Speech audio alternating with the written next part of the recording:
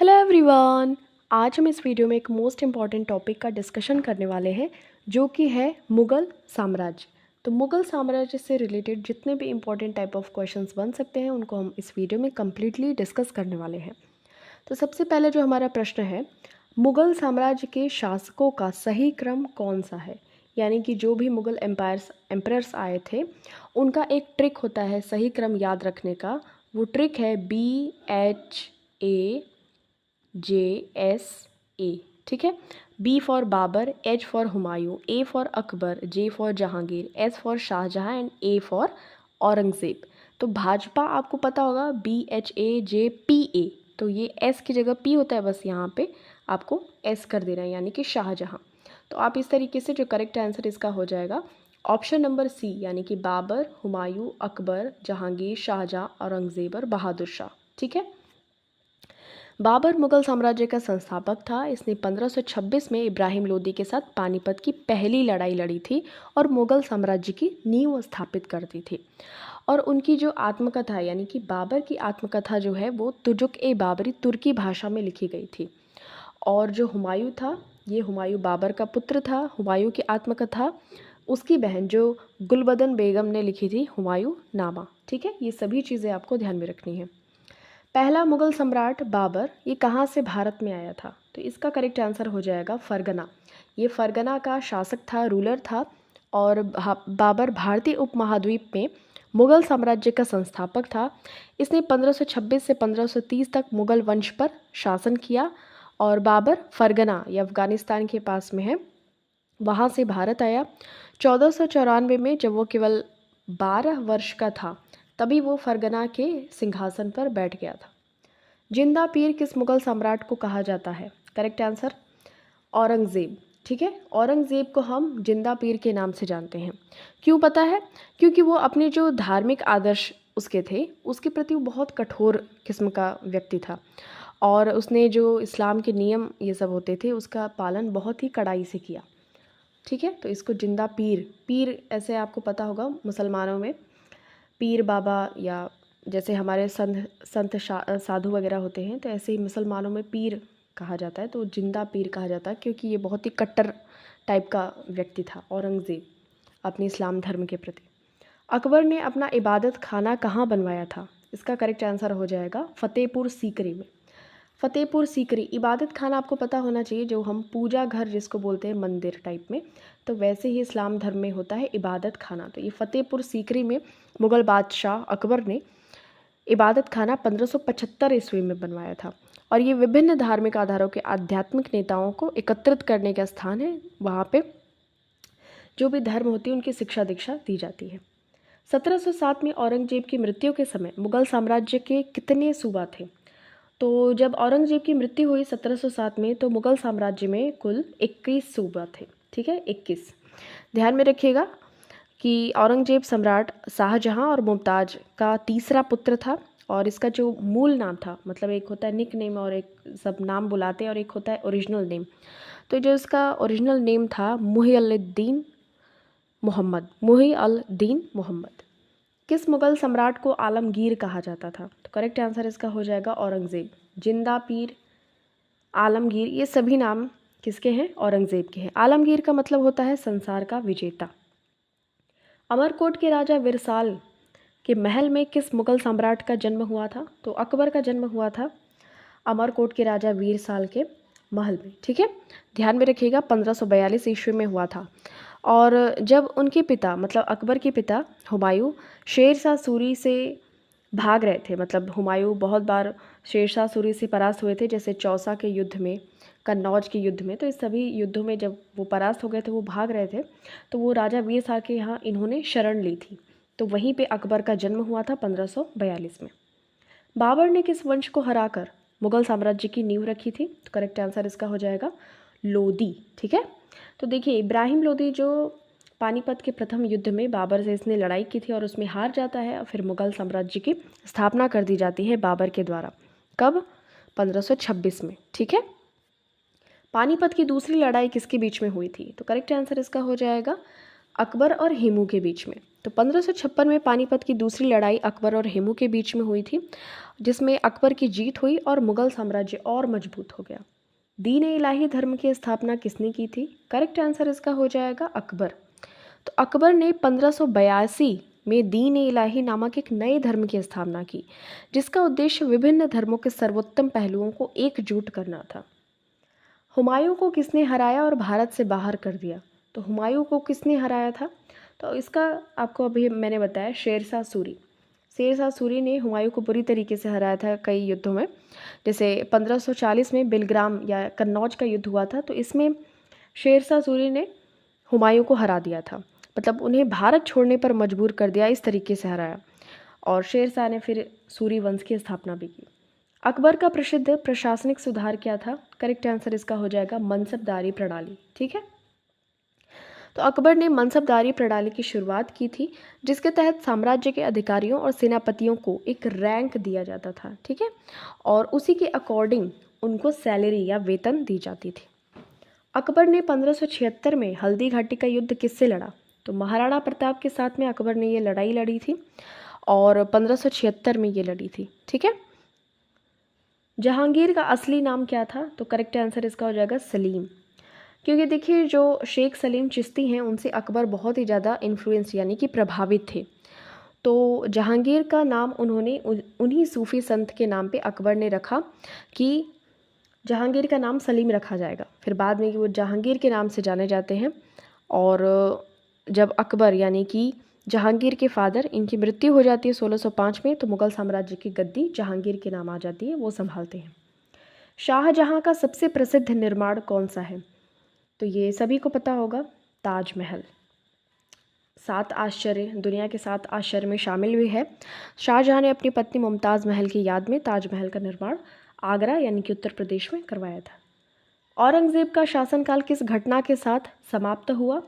Correct answer इसका हो जाएगा औरंगज़ेब की मृत्यु। तो औरंगज़ेब की मृत्यु के साथ ही औरंगज़ेब का शासनकाल समाप्त हो गया। 1707 में औरंगज़ेब की मृत्यु हुई और धीरे धीरे आप देखते हैं कि मुग़ल साम्राज्य का पतन शुरू हो जाता है। दौलताबाद में स्थित फ़कीर बुरहानुद्दीन की कब्र के अहाते में फिर औरंगज़ेब को दफना दिया गया। अकबर के शासनकाल में किस भाषा का उपयोग राज दरबार में होता था? करेक्ट आंसर इसका हो जाएगा फ़ारसी। अकबर के दरबार में फ़ारसी भाषा का आधिकारिक रूप से उपयोग होता था।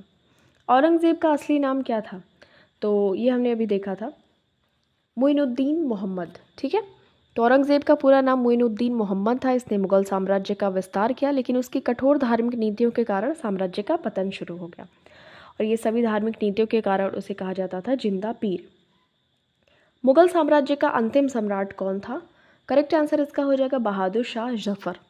तो बहादुर शाह जफ़र ये मुग़ल साम्राज्य का अंतिम सम्राट था। और 1857 की क्रांति तो आप सभी को याद होगी। तो 1857 के विद्रोह के बाद उन्हें अंग्रेज़ों ने भारत से निर्वासित कर दिया था। ये रंगून यानी कि वहाँ पे चले जाते, फिर उनकी वहीं पे डेथ हो जाती है। मुग़ल काल में किस प्रकार की वास्तुकला प्रसिद्ध थी? तो मुग़ल काल में जो आर्किटेक्चरल स्टाइल थी वो मुग़ल शैली थी। ये अपनी खुद की ये शैली लेकर आए थे, जो इस्लामी, भारतीय और फ़ारसी शैलियों का मिश्रण थी। ठीक है, एक मिक्सचर था। अकबर के नवरत्नों में से किसने आईने अकबरी की रचना की? तो करेक्ट आंसर इसका हो जाएगा अबुल फज़ल। अबुल फज़ल ने आईने अकबरी की रचना की, जो अकबर के शासनकाल का विस्तृत इतिहास है। अकबर के दरबार में 9 प्रमुख विद्वान थे, जिन्हें हम नवरत्न के नाम से जानते हैं, जिसमें बीरबल, तानसेन, अबुल फज़ल, ये सभी व्यक्ति शामिल थे। राजा टोडरमल भी थे, और इन्होंने दहसाला व्यवस्था भूमि से संबंधित शुरू की थी। मुग़ल शासन व्यवस्था में मनसबदारी प्रणाली किसने शुरू की? तो करेक्ट आंसर हो जाएगा अकबर। ओके, तो अकबर ने मनसबदारी प्रणाली की शुरुआत की, जिसके तहत प्रशासनिक और सैन्य अधिकारियों को मनसब यानी कि रैंक दी जाती थी। ठीक है, मुमताज़ महल का असली नाम क्या था? करेक्ट आंसर इसका हो जाएगा अंजुमन बानो बेगम। तो अंजुमन बानो बेगम ये मुमताज़ महल का असली नाम था। और ध्यान में रखिएगा, ये शाहजहाँ की पत्नी थी, इनकी याद में ताजमहल बनवाया गया। बाबर का जन्म कहाँ हुआ था? करेक्ट आंसर इसका हो जाएगा फरगना में। बाबर का जन्म 1483 में फरगना में हुआ था, और ये अब उज्बेकिस्तान का हिस्सा है। ताजमहल का निर्माण करवाया था शाहजहाँ ने, और ये वही पत्नी मुमताज़ महल की याद में करवाया था, और ये विश्व धरोहर स्थल वर्ल्ड हेरिटेज साइट में भी इंक्लूडेड है, सफ़ेद संगमरमर से बना है। लाल किले का निर्माण ये भी शाहजहाँ ने करवाया था, और ये कहाँ पे है, दिल्ली में 1648 में करवाया था। हुमायूं की मृत्यु कैसे हुई, तो पुस्तकालय की सीढ़ियों से गिरकर। दीन पनाह नाम का एक पुस्तकालय इसने बनवाया था दिल्ली में, 1556 में इसकी मृत्यु होगा। ठीक है। किस मुगल शासक के समय नवरत्न विद्यमान थे, तो अभी हमने देखा था अकबर के टाइम ड्यूरेशन में नवरत्न कहे जाते थे, और ये 9 रत्न यानी कि 9 मंत्रियों का एक समूह था। तो ये चीज़ आपको ध्यान में रखनी है। अकबर ने किस वर्ष जजिया कर को समाप्त कर दिया, करेक्ट आंसर इसका हो जाएगा 1564 में। 1564 में अकबर ने जजिया कर को समाप्त कर दिया। नेक्स्ट देखिए, किस मुगल सम्राट को सुल्तान बुलंद इकबाल की उपाधि दी गई थी, तो करेक्ट आंसर इसका हो जाएगा दारा शिकोह। ये औरंगजेब का भाई था, इसको सुल्तान बुलंद इकबाल की उपाधि दी गई थी। शाहजहाँ ने दारा शिकोह को सुल्तान बुलंद इकबाल की उपाधि दी थी। दारा शिकोह शाहजहाँ का सबसे बड़ा पुत्र था। ठीक है। किस युद्ध के बाद बाबर ने गाजी की उपाधि धारण की, मोस्ट इंपॉर्टेंट क्वेश्चन, इसका करेक्ट आंसर हो जाएगा खानवा का युद्ध। ठीक है, खानवा का युद्ध, इसके बाद बाबर ने गाजी की उपाधि धारण की।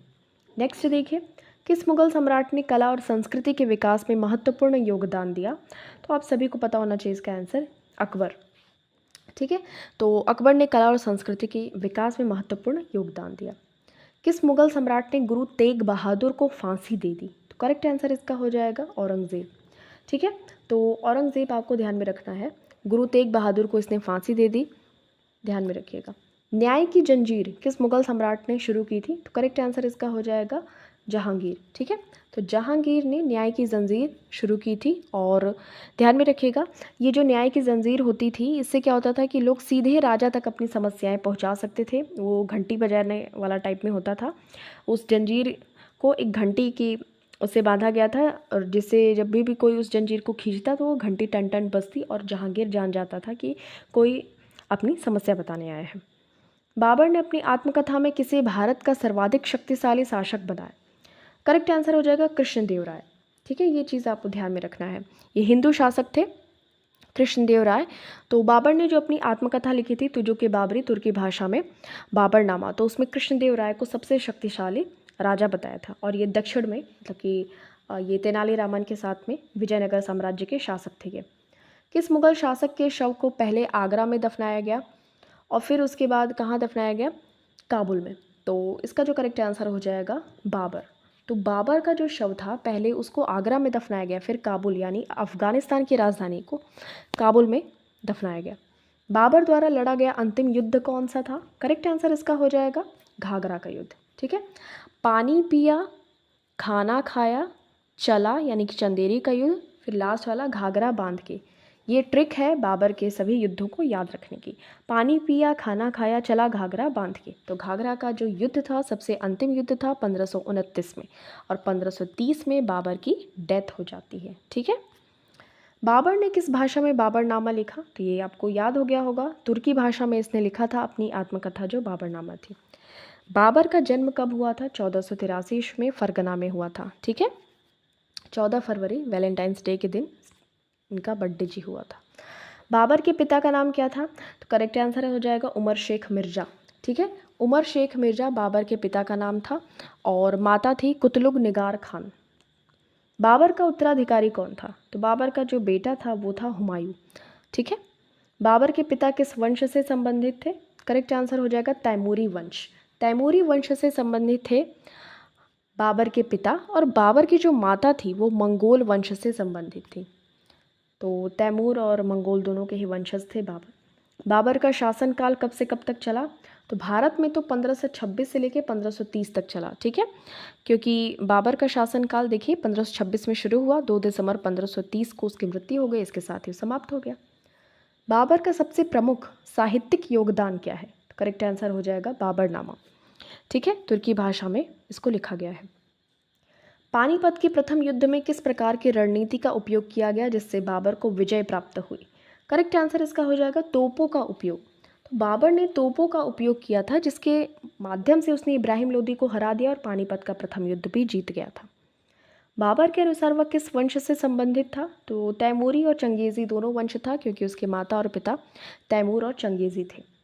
बाबर द्वारा लड़ा गया खानवा का युद्ध किसके खिलाफ में था? तो करेक्ट आंसर इसका हो जाएगा राणा सांगा। राणा सांगा के खिलाफ में था खानवा का युद्ध। इसके बाद ही इन्होंने गाजी की उपाधि धारण की थी। ठीक है, तो खानवा का युद्ध बाबर और राणा सांगा के बीच में 1527 में हुआ था। पानीपत का युद्ध 1526 में हुआ था। फिर हुआ था खानवा का युद्ध 1527 में, और 1528 में होता है चंदेरी का युद्ध राजा मेदिनी राय के खिलाफ में, और फिर 1528 में होता है घाघरा का युद्ध। ठीक है, ये अफगानों के खिलाफ। अकबर के दरबार में प्रसिद्ध संगीतकार कौन थे? तो ये थे तानसेन। ठीक है, तानसेन अकबर के दरबार के प्रसिद्ध संगीतकार थे और इन्हें भारतीय शास्त्रीय संगीत का जनक माना जाता है। किस युद्ध में बाबर ने जिहाद का नारा लगाया था? तो करेक्ट आंसर हो जाएगा खानवा का युद्ध। खानवा का ही युद्ध था जिसमें 1527 में इन्होंने गाजी की उपाधि धारण की और जिहाद का नारा लगाया। किसके शासनकाल को मुगल काल का स्वर्ण युग कहा जाता है? करेक्ट आंसर इसका हो जाएगा शाहजहां। शाहजहां के शासनकाल को मुगल काल का स्वर्ण युग कहा जाता है, क्योंकि उस समय कला, स्थापत्य और साहित्य में काफ़ी उन्नति हुई। ताजमहल, लाल किला, ये सभी चीज़ें आपको देखने को मिलती हैं। तो इस तरीके से हमारा ये वीडियो एंड होता है। हमारे यहाँ पे 50 क्वेश्चंस हम मुगल साम्राज्य के डिस्कस कर लिए हैं। और वीडियो पसंद आती है तो like, share and subscribe to this channel, and please share this video with your friends. Thank you so much for watching this. मिलते हैं आपसे next video. Till then take care, अपना खूब सारा ख्याल रखिए। वीडियो को ज़रूर रिवाइज करते रहिए।